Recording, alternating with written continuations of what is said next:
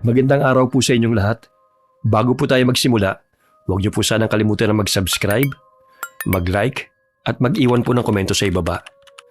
Malaking bagay po sa amin ang inyong suporta dahil ito po nagbibigay sa amin ng lakas at inspirasyon para patuloy po kami makapaghatid ng mga kwentong puno ng aral, inspirasyon, at magagandang mensahe sa buhay. Marami pong salamat sa walang sawa niyong pagtangkilik. At ngayon, samahan niyo po muli kami sa isa na namang makabuluhan at kapanapanabik na kwento. Simulan na po natin.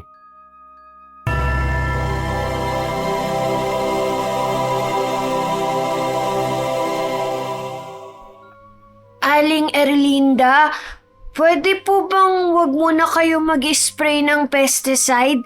May sakit po kasi si Lolo eh. Ay, hindi pwede. Dahil kinakain ng mga insekto itong mga bulaklak ko, no?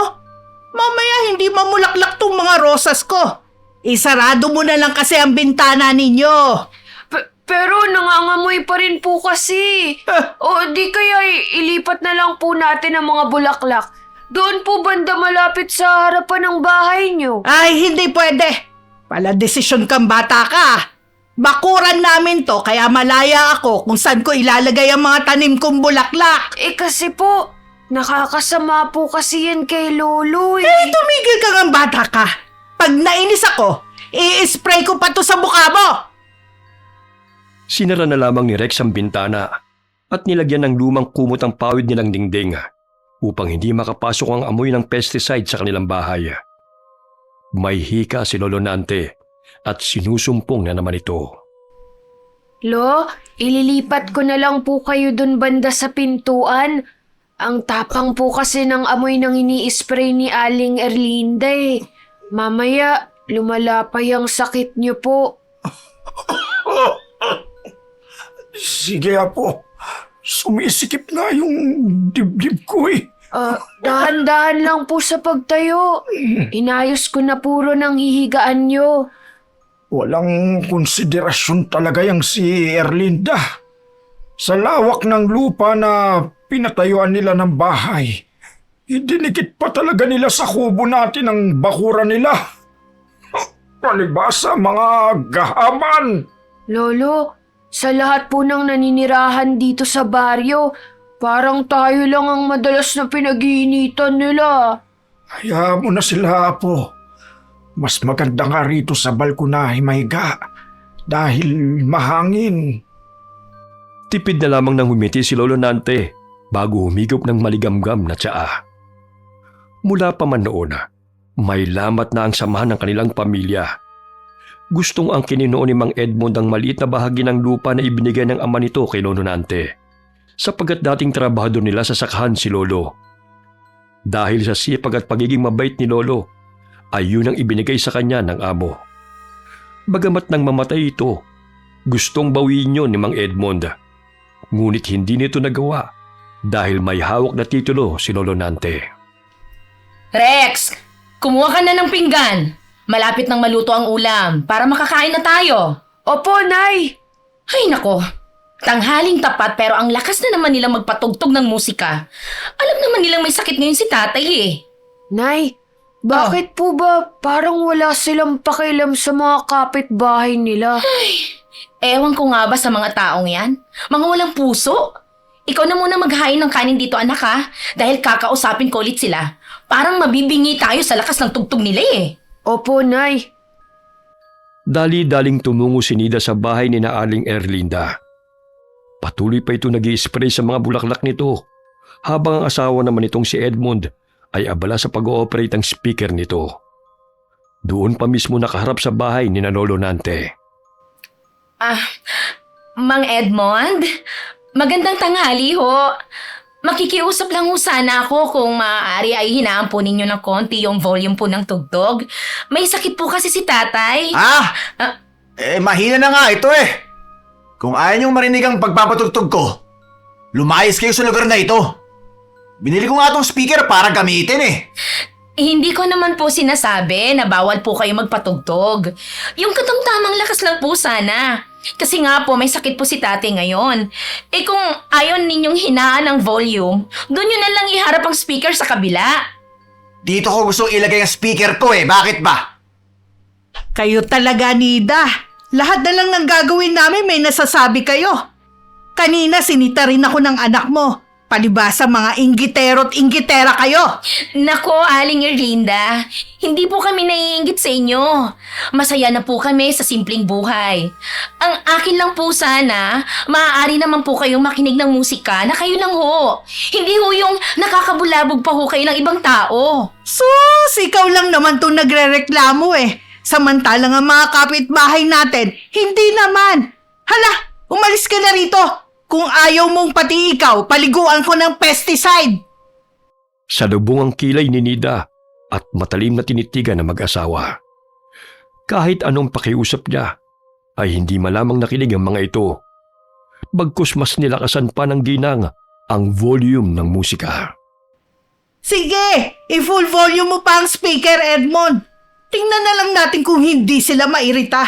Kapag palagi natin tong ginagawa, sigurado akong aalis na sila rito. Hindi makita ang ganda ng bahay natin dahil nakaharang ang bahay nilang tagpi-tagpi. Sa loob lang ang kulunang Nida na yan. Dahil lang totoo, naiinggit siya sa mga gamit natin. Napangisip pa si Mang Edmond sa sinabi ng asawa nito. Kaya't simula ng araw na yon, ay madalas na itong magpatugtog ng musika na tila ba'y araw-araw may disco. Hindi man lang sila mapakiusapan ng maayos. Sasabihin pa nila na naiinggit lang daw tayo sa kanila. Hayaan mo na sila, anak. May araw rin ng mga yan. Hindi ko naman masyadong naririnig ang tugtog dahil mahina naman ang pandinig ko eh. Lolo, sumisikip pa ba ang dibdib nyo? Ay, hindi na masyado, iho. Huwag niyo na akong alalahanin ng nanay mo. Mula sa bintani natatanaw ni Lolo ang mag-asawa. Ilang sandali unti-unting humina ang volume ng tugtog. Dahil may ilang kapitbahay na rin ang nagreklamo sa lakas ng musika na pinapatugtog ng mag-asawa. Naaninaw pa ni Lolo Nante ang humahabang nguso ni Aling Erlinda habang nakikipagtalo sa mga kapitbahay. Ngayon nila sabihin na ako lang ang naiinggit sa kanila. Gayong maging sina Aling Dadang at Maymay, nagrereklamo na rin sa kanila. May mga maliliit na anak pa naman ng mga yon. Kung gaano kabait ang ama ni Edmond, gano'n naman siya kawalang hiya. Alam mo, Tay, hindi naman siya ganyan dati eh. Naalala ko pa nga noon na binibigyan pa nga niya tayo ng ulam. Pero nung mapangasawa niya si Aling Erlinda, bigla na lang nagbagong ugali niya. Sigurado akong nadala siya sa sulsol ng babaeng yun. Ano pa nga ba? Huwag lang nilang ubusin ang pasensya ko. Dahil may kalalagyan sila sa akin. Hay nako, Itay. Huwag niyo na lang silang pansinin. Makakasama sa'yo ang magalit. Mamaya tumaas na naman ang presyon niyo. Eto na pala ang gamot niyo, Tay. Inumin niyo na bago ko pa makalimutan. Ay, siya nga pala. Pupunta muna ako kina Kuya Robert. Kukunin ko lang ang daing na ipatitinda niya sa akin. Rex, anak! Samahan mo rito ang lolo mo, ha? Baka mawili ka na naman sa paglalaro. Opo, Nay. Hindi naman po ako aalis dito sa bahay dahil ipaglalaga ko ulit si Lolo ng Luya. Sige anak, aalis na ako. Mag-ingat ka sa apoy, ha? Tumango ang binatilyo habang naghihiwa ng luya na gagawin nitong tsaa. Matapos na makuha ni Nida ang mga daing sa kapatid, ay agad niya itong nilako sa kanilang mga kapitbahay. Lumapit sa kanya ang mga ito upang bumili ng daing, nang biglang nagparinig si Aling Erlinda nang mapada nito sa kanilang kinaroroonan. Hay nako, mag-iingat kayo. Baka mga tikayo ha. Binilad lang sa araw ang mga isda na yan dahil mga bilasana. Mas mahal pa ang magpagamot. Itong frozen foods na lang ang bilhin ninyo. Tsak na ligtas pa kayo sa pangangate. Aling Erlinda, mawalang galang na po Bago po itong mga daing na paninda ko. Natikman ko na po ito kanina. Kung gusto niyo po, bumili ka na rin ho. Ay, ayoko nga. Mamaya magka-allergy pa ako niyan eh. Ay, mga kapitbahay! Itong frozen foods, bagong-bago to, nagawa ng amiga ko. Natitiyak kong hahanap-hanapin nyo to. Hindi kagaya ng daing na yan, oh. Ngayon pa lang, nangangati ng ilong ko. Sa halip na babayaran na sana ng mga kapitbayang daing na kinuha kay Nida, ay nagbago ang isip ng mga ito at kay Aling Erlinda sila bumili. Tuwang-tuwa ang ginang habang tinatanggap ang perang ibinayad sa kanya. Nanunukso pa ang tawa at tingin ito kay Nida, kaya't umalis na lamang ito roon. Kailangan pa talaga niyang pintasan ng paninda ko? Para lang may bumili sa kanya? Ibang klase talaga siya. Nay! Nay! Rex! Nay, sandali! O anak, bakit iniwan mo ang lolo mo? Nay, si Lolo! Nakikipag-away kay Mang Edmond! Hindi ko napigilan eh! Sinugod niya si Mang Edmond! Si tatay talaga hindi na naman nakapagtimpi. Halika, bilisan mo anak. Baka kung mapalo ang lolo mo. Ano bang pinag-awayan nila? Eh kasi si Mang Edmond doon talaga nagsiga malapit sa bahay. Kaya ang kapal ng uso ko. Sinabuyan ko na rin ng tubig yun dahil lumaki ang apoy eh. Walang hiya talagang lalaking yun. Walang delikadesang tao. Pareho lang sila ng asawa niya. Walang modo! Patakbong umuwi ng bahay ang mag-ina. Naadat na nila roon si Lolo Nante na may dalang itak habang nakikipagsagutan kay Mang Edmond. Tinulak siya ng lalaki dahilan na matumba siya sa lupa. Ang lakas ng lumong sugurin ako ah! Akala mo siguro hindi ka napapatulan. Wala kang modo. Kahit anong gawin ninyo, hindi ako aalis sa lugar na to. Dahil akin ang lupang ito. Wala kang karapatan na palayasin ako dito. Hoy! Mang Edmond! Anong ginagawa mo kay tatay? Yang tatay mo ang sumugod sa bahay ko. Nagiging ulyanin ni yata yung tatay mo eh. Kaya bantay mo na maigi. Para hindi nakakaperwisyo ah. Ikaw ang perwisyo sa lugar na to. Mga wala kayong konsiderasyon. Tay! Ilang beses na kami nagtitimpi sa inyo. Kahit alam naming sinasadya niyo ang lahat para mapilitan kaming umalis dito. Nakikita mo ba yung siga na ginawa mo? Gusto mo bang sunugin ang bahay namin? Isang tangkal na lang didikit na sa dingding namin. Walang hiya ka talaga! Rex, anak! Alika! Buhusan mo ng tubig ang siga! Baka kumalat ang apoy at matupok ang bahay natin! Mang Edmond! Ang lawak ng lupa! Bakit dito pa ho sa tabi ng bahay namin kayo nagsiga? Sumusobra na po kayo eh! Eh parte pa ng lupa namin to. Kaya magsisiga ako kahit saan ko gusto. Napakawalang hiya mo talaga! Sa oras na may mangyaring masama sa amin, hindi kita patatawarin! Itaga mo yan sa bato! Bakit? Anong gagawin mo? Eh, halos hindi ka na nga makatayo ng tuwid eh. Hoy, tanda! Matulog ka na lang habang buhay! Dahil wala ka ng silbi! Dinuraan pa nito si Lolo bago pumasok sa kanilang bahay. Nagtamo ng sugat sa siko si Lolo Nante, kaya't agad siyang ginamot ng anak nitong si Nida. Tumigil din ang paglalagablab ng apoy nang muli yung buhusan ng tubig ni Rex. Tay, bakit niyo po ho kasi sinugod si Mang Edmond? Alam niyo namang loko-loko yun eh. Lahat pinapatulan niya. Eh, alam nga namang hayaan ko na lang siyang magsiga sa tabi ng bahay natin.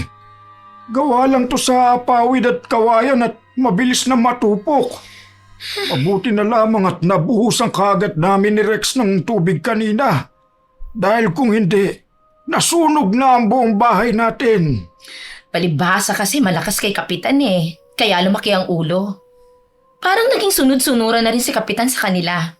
Wala naman kasi silang magagawa dahil umuupa rin sila ng lupang sakahan kina Mang Edmond. Sige lang. Konting-konti na lang talaga ang pasensya ko sa kanila. Kung hindi lang talaga ako tumatanaw ng utang na loob sa ama niya, matagal ko na silang nilabanan. Itay, kung ano man po ang iniisip niyong gawin, huwag niyo na hong ituloy. Dahil makakasama rin po yan sa inyo. Ipagdasal na lang ho natin patauhan ng mag-asawang yan. Mas lalo pang lumaki ang ulo ng makapag-asawa ng mayaman ang anak nila eh. Akala mo kung sino kung mangmaliit sa atin dito sa baryo. Hindi naman po lahat mabibili ng pera. Tignan niyo nga ho, kahit ang laki na ng bahay nila, parang hindi pa rin sila masaya. Kailangan pa nilang magpapansin sa mga tao upang purihin. Sa sama ng ugali nilang mag-asawa, sino ba sa tingin mo ang pupuri sa kanila? Mga walang hiya! Wala silang karapatan, kaya wag na wag nila akong yayabangan. Mababanag ang galit sa mukha ni Lolo Nante dahil namumulang mistisong piskin nito. Hinagod na lamang ng anak nitong sinida ang kanyang likod upang siya'y pakalmahin. Lo, uminom na ulit kayo ng tsaa. Mamaya sa inis niyo sa kanila, hikain na naman kayo. Tama ho si Rex, Itay. Magpahinga ka na ho. Huwag ka na mag-isip ng kung ano-ano. Ako na ho ang bahala na kumausap uli sa mag-asawang yon sa susunod. Muling nagpagawa ng kwarto si Nida para kay Lolo Nante, malayo sa bakod ng kapitbahay nila, upang hindi na ito makaamoy ng pesticide na ini-spray ng kanilang kapitbahay. Bagamat hindi pa rin tumigil ang mag-asawa sa pangiinis kay Lolo Nante upang tuluyan ang umalis sa mga ito sa lupa. Napansin ni Nida na inalis ni Aling Erlinda ang mga bulaklak nitong pananim malapit sa bahay nila. Kaya't gano'n na lamang ang pagpapasalamat ng ginang dahil pakiwari niya'y natauhan din ang kanilang kapitbahay. Ngunit ng mga sumunod na araw, nabigla sila nang doon inilagay ni Mang Edmond ang mga alagang manok na 45 days na ibebenta nito sa mga kakilala. Akala ko pa naman, tumino ng pag-iisip ni na Aling Erlinda at Mang Edmond. Pero hindi pa rin pala. Dito pa talaga sa tabi ng bahay natin ilalagay ang kulungan ng mga manok. Ang baho ng ipot nun eh. Mga wala talagang modo. Sandaling at kakausapin ko. Tay, dumito ka na lang muna ha. Si Kapitan na lang po ulit ang kakausapin ko. Obligasyon niyang pagsabihan ang mga nasasakupan niya para hindi na makaperwisyo sa iba. Iba na kasi ang dating kung tayo ulit ang kakausap sa mag-asawang yan eh. Dahil ang kikitid talaga ng utak nila. O siya. Ikaw ang bahala. Laking perwisyo kina Lolo Nante ang paglalagay ng kulungan ng manok sa tabi ng kanilang bahay. Bukod sa mabahong amoy ng dumi, ay nangangati pa sila dahil sa mga hanip. Tumungo si Nida sa barangay hall upang kausapin si Kapitan Lucio. Nangako naman si Kapitan na ipapatawag niya si Mang Edmond upang kausapin. Bagamat 3 araw nang lumipas matapos na magreklamo si Nida sa Kapitan, ngunit wala pa rin nangyayari. Kaya't muli siyang pumunta sa barangay hall upang pagsabihan si Kapitan. Napakamot na lamang ng ulo si Kapitan Lucio dahil hindi man lamang sumunod si Mang Edmond sa kanilang pinag-usapan. Kaya't muli na naman niya itong kinausap tungkol sa mga manok nito. Hoy, Kapitan! Bakit mas pinapaboro mo pa yung mga hampas lupa na yun kaysa sa amin? Pare-pareho lang kayo nakikitira sa lupa ng pagmamayari ng aking mga magulang Kaya gagawin ko ang lahat ng gusto ko. Lahat na lang pinagbabawal nyo Sila ang umalis kung hindi na nila kayang amoy. Isa pa, nililinis ko naman ang dumi ng mga manok ko Talagang maarte lang ang pamilyang yan. Mang Edmond, maaari mo naman hong ilipat sa likod ng bahay po ninyo ang mga kulungan ng manok. Bakit ho kailangan pang sa tabi ng bahay talaga namin ninyo ilagay? Noon ho, hindi kami nagreklamo na idikit ninyo ang inyong bakuran sa aming dingding. Kahit na ho sakop pa ho ng lupa ni tatay ang 2 dipa mula sa aming dingding, patungo ho dyan sa puno ng mangga na nasa loob ho ng bakuran ninyo. May titulo naman po kami ng lupa na pagmamayari ho ng tatay ko. Lupa na pagmamayari ng aking ama. Kung hindi niya niloko si Itay, sa tingin mo bibigyan siya ng lupa? Ano ho? Kakapal na mukha niyo Nasawin ako sa lupang pagmamayari ko. Magsilayas kayo kung hindi niyo gusto ang ginagawa ko. Mga buwisit! Hindi ho manluloko ang tatay ko. Kung ano man ho ang ibinigay sa kanya noon, yun po ay dahil sa kasipagan at kabutihan niya. Wala ho siyang nilokong tao. Napabuntong hininga na lamang si Kapitan Lucio at pinakalma si Nida. Kinausap nito ang ginang upang pumasok na lamang ng bahay at siya na lamang ang muling kakausap kay Mang Edmond. Wala talagang modo yang si Edmond. Naku, Itay, sinabi niyo pa ho. Talaga hong napakabastos niya. Pati ho si Kapitan hawak niya sa liig Sige lang, hayaan mo siyang magmatigas. Dahil ubos na talaga ang pasensya ko sa kanya. Kinabukasan, habang nag-aalmusal sina Lolo Nante at ang apo nitong si Rex, dumungaw sila mula sa bintana nang marinig ang malakas na sigaw ni Mang Edmond. Hindi ito magkanda ugaga sa pagbitbit ng mga manok nitong namatay. Mga walang hiya! Pinatay nila ang mga manok ko! Lo, narinig niyo po yun? Namatay yung mga manok ni Mang Edmond. Sa wakas, wala na po tayong poproblemahin. May inilagay ka bang gamot, Ay! Apo?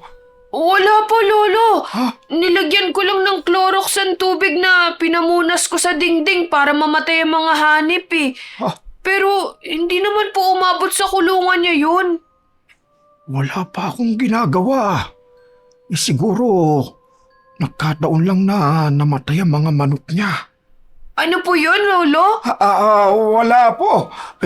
Kumain ka na lang dyan. Hoy! Mga walang hiya kayo!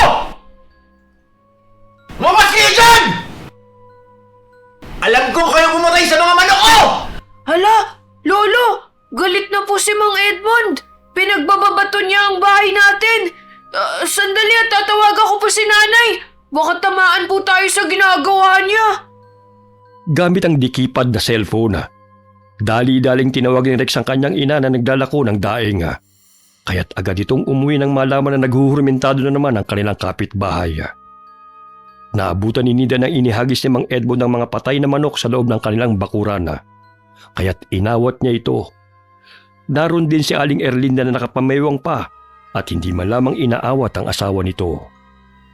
Mang Edmond, ano po bang ginagawa ninyo?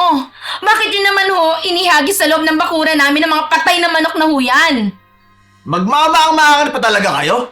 Hoy, Nida, hindi ako tanga para hindi ko malaman na kayo ang dahilan kaya namatay ang mga alaga kong manok. Naku, Mang Edmond, magdahan-dahan po kayo sa sinasabi ninyo Hindi naman ho kami pumapasok sa bakura ninyo eh. Yung anak mo at ang tatay mong amoy lupa ang tanungin mo. Bayaran niyo yung mga manok ko. Nay, wala po kaming ginawa ni Lolo. Maniwala po kayo. Ang dingding lang naman natin ang pinunasa ko ng sabon kagabi. Dahil ang daming hanip na pumapasok dito sa bahay. Siguro meron kang in-spray na gamot, no? Lumabas kang bata ka para malaman mo ang hinahanap mo. Subukan mong saktan ang anak ko. Dahil hindi ako magdadalawang isip na ihampas itong bilao sa'yo. Sumusobra na kayo, Trespassing na po yung ginagawa ninyo. Hindi kayo maaaring pumasok sa bahay namin. Tinulak ni Nida palabas ng bakuran nila si Mang Edmond nang akmang sasaktan nito ang kanyang anak. Mula pa man ang isilang niya si Rex, sila na ni Lolo Nante ang nagpalaki sa kanyang anak dahil namatay ang kanyang asawang si Patong nang mahulog ito sa niyog. Hay! Bayaran niyo ang mga manok ni Edmond! Kung hindi, ipapapulis ko kayo! Sige, tumawag kayo ng pulis nang malaman natin kung sinong dadamputin. Hindi na nga kami makatulog ng maayos dahil sa pangangati ng dahil sa mga manok ninyong yan. Muling dumating doon si Kapitana. Mababanagang pagkayamot sa mukha nito habang kinakausap si Mang Edmond. Hindi na rin nagugustuhan ni Kapitan Luciong tabas ng dila ng lalaki. Ngunit minabuti pa rin itong huminahon sa kabila ng pambubulyaw ni Mang Edmond. Natigil lamang sa pagwawala si Mang Edmond nang sabihin ni Kapitan na tatawag ito ng pulis upang malaman kung sino ang totoong may kasalanan. Bahala na kayo! Ipalibing mo sa mga tauhan mo ang mga patay na manok. Pare-pareho lang kayo mga walang kwenta. Pumasok ng bahay ang mag-asawa at hinayaan ang mga patay na manok sa bakuran ni Lolo Nante. Inilibing na lamang ni na Kapitan Lucio at ng mga kagawad na kasama nito ang mga yun upang hindi na mga moya. Makalipas ang ilang araw, nakaramdam ng pananakit ng katawan si Mang Edmond at Aling Erlinda. Uminom na sila ng gamot, ngunit hindi pa rin nawawala ang pananakit ng kanilang kalamnan.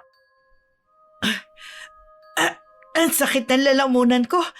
Parang lalagnatin ako Pero kagabi pa ako minom ng paracetamol Ako nga rin Kahit na lumagok ng tubig, sobrang sakit ng lalamunan ko. Sandali lang, Edmond. Parang namumulay ang lalamunan mo Sigaw ka kasi ng sigaw Paano hindi ako sisigaw? Mga buwisit sila Imbis na bibilhin na yung mga manok, namatay pa. Ito namang si Kapitan.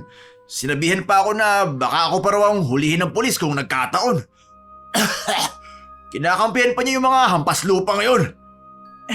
Teka, Edmond, pakitingnan nga likod ko. Ha? Nakapaligo na ako pero nangangati pa rin eh. Sige. Naku! Ano nangyari sa likod mo? Ha? Parang kinagat ng bubuyog. Baka mga natirang hani pa ng mga manok mo yan. Sinabi ko na sa'yong linisin mo ulit ang mga kulungan eh. Ay, malinis na yon. Wala na mga hanip. Pero lalaki ng mga sugat mo. Oh. Kailan pa ba to? Kanina lang. Ari ko, ang hapdi. Ah, Pakilagyan nga ng ointment. sige. Ang kati-kati at masakit kasi. Kahit anong gamot na ilagay ni Aling Erlinda sa kanyang likod, ay hindi pa rin nawawala ang pamamantala. Hanggang kumalat na yon sa katawan nito. Namagari ng lalamunan ni Mang Edmund at nangitim yun na. Hanggang sa mahirapan na siyang magsalita. Magpa-check up na kaya tayo sa doktor. Mas lalong lumalala ang kalagayan natin sa iniinom nating gamot eh. Pero pakiramdam ko kinukulam tayo, Edmond. Dahil kung normal na sakit lang to, matatanggal agad itong pamamantal natin. Branded pa naman tong ointment na nabili ko. Kung kinulam nga tayo, sigurado kung ang mag-amang may kagagawan nito. Lalo na yung si Tanda. Siguro noon, ginamitin niya ng mahika si tatay. Kaya't siya lang ang nabigyan ng lupa sa dinami-daming trabahador noon. Tama ka. Unang kita ko palang dyan kay Nanti parang kampo na ng demonyo. Masiguro ko lang nakinulam tayo. Humanda siya. Agad na naghanap ng manggagamot ang mag-asawa. Hanggang sa mapadpad sila sa bahay ni Aling Uray na isang matandang albularyo na nakatira sa kabilang sitio. Nagsimulang magtawa sa matandang manggagamot at sinabi nito na isang lalaki ang kumulam sa kanilang mag-asawa. Malakas ang kapangyarihan nito at hindi basta-bastang matatanggal ang kulam na ipinataw nito. Sigurado akong matandang yun ang dahilan ng pagkakasakit natin. Humanda siya dahil hindi ko siya tatantanan. Aray! Kumikirot na naman ang lihig ko. Para akong sinasakal. Konting tiis na lang at gagamutin din tayo ng matandang yan. Hingi rin tayo ng pangontra para patayin ng matandang yun. Akala niya uurungan ko siya ha. Handa akong magbayad ng malaki, mamatay lang siya. Ano pa bang ginagawa ng manggagamot? Nasaan na ba siya? Maghintay ka nga. Gumagawa pa ng gamot para gumaling tayo. Maya-maya'y muling lumapit ang matanda sa kanila. Bit-bit ang mga dinikdik na dahon na. Mabaho ang amoy noon na. Ngunit kailangan nilang inumin ang katas nang sa gayon ay maibsan ang sakit na kanilang nararamdaman na. Ay, nakakadiri naman to. Kung hindi lang talaga kailangan ayokong inumin ang katas na to. Parang ipot na manok ang amoy. Tumigil ka na nga! Akin na nga yung isang tasa. Iinumin ko na yan. Nakakadiri talaga. Tinakpan pa ng babae ang kanyang ilong bago ininom ang katasang dahon na may sangkap. Ilang sandali na bawasan ang pananakit ng sugat sa likod dito. Maging ang pamamaga ng lalamunan ni Mang Edmond. Binayaran nila ang manggagamot ng malaking halaga upang pahirapan ang taong kumulam sa kanila. Gabi na makauwi ang mag-asawa, bitbit ang gamot na ibinigay sa kanila ng matandang albularyo. Hindi nakatiis si Aling Erlinda at sinugod ito ang bahay ni Lolo Nante. Mga pamilya na magkukulam, lumabas kayo riyan! Nida! Ilabas mo ang tatay mo na kampo ng demonyo! Ay nako, hayan na naman siya.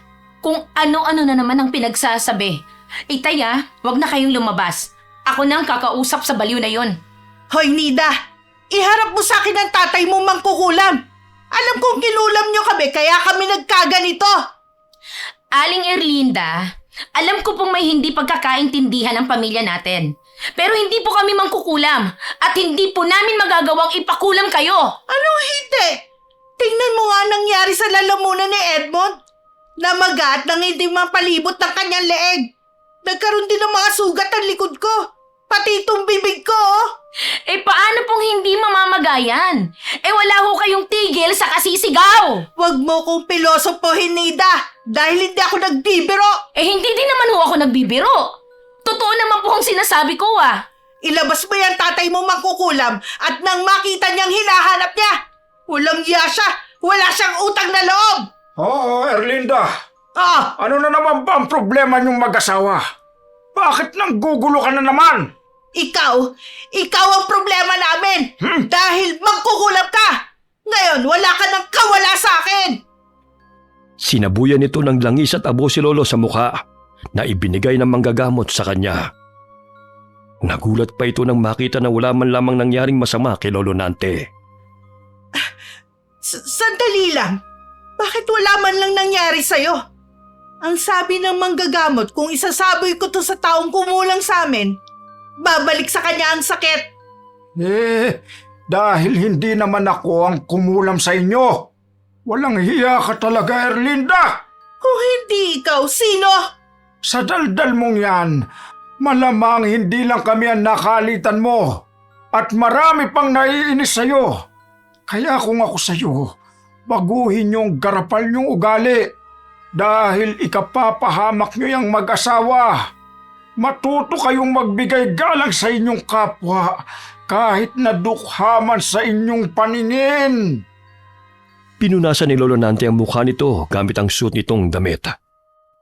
Napawang na lamang ang mukha ni Aling Erlinda sapagkat sampal sa mukha nito ang sinabi ng matanda. O siya, magpahinga na kayo. Kung gusto ninyong mawala yung bisa ng kulam na ipinataw sa inyo ng taong galit sa inyong mag-asawa, magpakabait kayo at makisama ng maayos. Hindi yung pambubulyaw at pangmamaliit ang madalas na naririnig sa inyong bunganga. Hindi na muling nagsalita si Aling Erlinda at inakay na lamang pauwi ang asawa nitong si Mang Edmond. Napagtanto na mag-asawa na tama ang sinabi ni Lolo Nante. Kung magbabago ang kanilang ugali, ay matatanggal ang kulam na pinataw sa kanila. Simula ng araw na yun, ay hindi na muling narinig ang malakas na boses ng mag-asawa. Makaraan ng ilang linggo, unti-unti silang gumaling. Matapos na makapagsimba, dumaan sina Mang Edmond at Aling Erlinda sa bahay ni na Lolo Nante. Mang Nante, Nida, maaari ba namin kayong imbitahan sa konting salo-salo sa bahay? Inimbita rin namin ang mga kapitbahay natin, maging si Kapitan. Ano ba ang okasyon? Pasasalamat lang po dahil binigyan po kami ng pagkakataon magbagong buhay. Napagtanto po namin na hindi maganda manlait ng kapwa at maging gahaman. Dahil yun ang dahilan na muntik na naming ikamatay. Kalimutan na natin kung ano man ang pinag-awayan natin noon. Ang importante, ang ngayon. Oh, ayan na pala si na Kapitan. Handa na rin ang pagkain sa bahay. Naging masayang salo-salo sa bahay ng mag-asawa. Nagamit din ni Mang Edmond ang nooy pinagmamalaki niyang speaker habang sumasayaw ang mga bata sa malakas na tugtog ng musika. Ang nooy magulo at puno ng sigawan na baryo ay napalitan ng saya. Naging panatag na rin ang isipan ni Kapitan Lucio dahil naging mabait na ang mag-asawa na naging sanhi ng sakit ng ulo nito. Lingid sa kaalaman ng lahat na si Kapitan Lucio ang kumulam sa mag-asawa upang bigyan ng mga ito ng leksyon. Ngunit sa paraang yun ay naging payapa ang kanyang nasasakupan. Walang nakakalam na marunong siya sa kulam na itinuro pa noon ng yumaon nitong ina. Hindi rin alam na mag-asawa na tiyahin ni Kapitan ang matandang manggagamot na nilapitan nila. Nang malaman ni Aling Uray na ang pamangkin nito ang kumulam sa mag-asawa, Hindi nito isinagawa ang sumbalik ayon sa kagustuhan ng dalawa. Mula sa sulok habang kumakain, lihim na napangiti na lamang si Lolo Nante dahil bago pa niya kulamin na mag-asawa ay nauna na siya ni Kapitan Lucio na isa sa anak ng kaibigan nito na maalam din na pagdating sa kulama. Wakas. Okay, kung nagustuhan niyo po ang kwento namin ngayon, huwag niyo po sanang kalimutan na mag-subscribe, mag-like at mag-comment. Huwag niyo rin po sanang kalimutan na suportahan ang bagong channel ni Miss Gwen, ang Gwen Stories. Ganon din po ang Kuya Louie Horror Stories, na special guest po natin ngayon. Malaking bagay po sa amin ang inyong suporta para magpatuloy po ang aming mga channels. Muli po, marami pong salamat sa inyong lahat and God bless all of you. Opo, Nay. Hindi naman po ako aalis dito sa bahay dahil Lalala. sorry. Nagiging ulyani nama. Ano yun? Solid yun. Para mapalitan kami Mapilitan. Nakikita mo ba yung siga na... Siga? Sige, tama no? Matulog ka na lang habang buhay. Dahil habang buhay. Hindi na nga kami makatulog ng maayos dahil sa pangangatid, dahil sa mga manok ninyong yan eh. Okay.